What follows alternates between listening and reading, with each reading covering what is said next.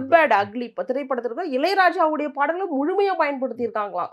அப்போ அவர் வந்து அறிவுசார் சொத்துரிமை காப்புரிமையில அவர் தனக்கான உரிமையை கோர்றதுக்கான எல்லா ஒரு ரைட்ஸும் அவருக்கு இருக்கு.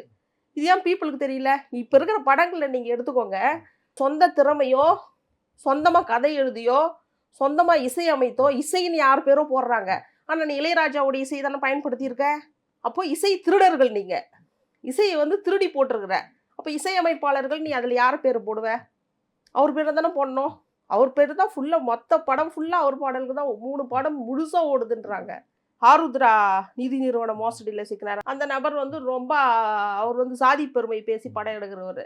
அந்த நபர் வந்து ரொம்ப கடுமையா இளையராஜாவ சாடியிருக்காங்க. கிண்டல் பண்றாங்க. நாங்க பாட்டு பாடுனாலும் உனக்கு குடுக்கணுமா? குடுக்க முடியாது. அப்படின்னு இவங்களுக்கெல்லாம் சாதிய உளவியல் வந்து வேற மாதிரியே வெளிப்படுத்துறாங்க.